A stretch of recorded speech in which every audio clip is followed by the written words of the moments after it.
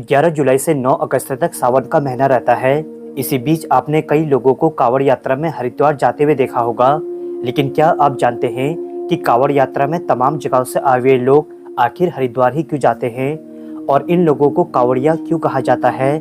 कांवड़ नाम का क्या मतलब होता है और क्यों ये लोग गंगाजल को मटके में लेकर इतनी गर्मी में पैदल यात्रा करते हैं? चलिए आज सब कुछ जानते हैं और इस वीडियो को एंड तक जरूर देखना।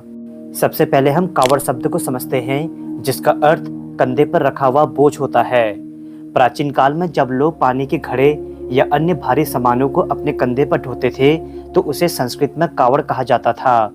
इसी परंपरा को मानते हुए आज कांवड़ में बांस की छड़ी पर गंगाजल से भरे 2 कलश या लोटे बांध दिए जाते हैं और जो व्यक्ति इस कांवड़ को अपने कंधे पर लेकर जाता है उसे कांवड़िया कहा जाता है।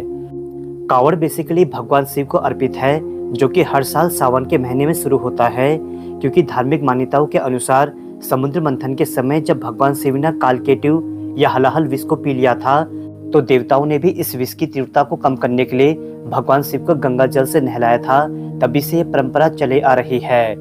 जब ये शिव भक्त कांवड़िए गंगा जल को हरिद्वार, गंगोत्री, ऋषिकेश आदि जगहों से भरकर अपने गांव की शिवलिंग में चढ़ाते हैं तो मान्यता है भगवान शिव के ऊपर इनकी अटूट कृपा बनी रहती है।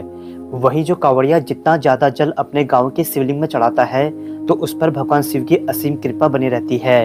इसलिए आपने देखा होगा कि अधिक जल लाने के चक्कर से कई कांवड़िए अक्सर जमीन में गिर या बेहोश हो जाते हैं। ये कांवड़िए सावन के महीने में उत्तर प्रदेश, बिहार, राजस्थान, मध्य प्रदेश, हरियाणा आदि जगहों से हरिद्वार आते हैं।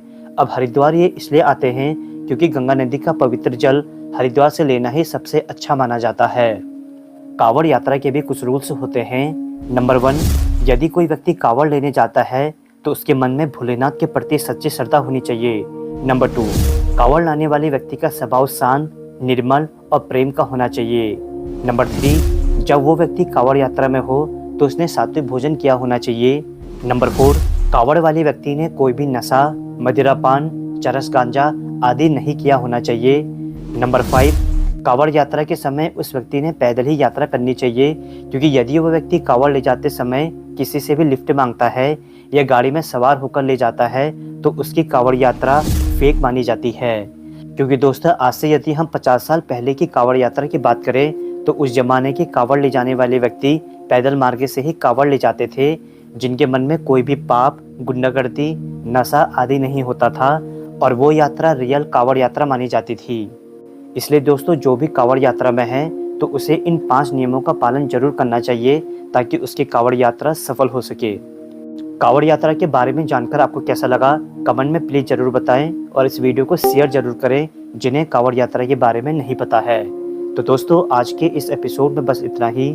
मैं हूं आपका दोस्त संदीप। फिर मिलेंगे एक नई एपिसोड में। तब तक के लिए नमस्कार दोस्तों।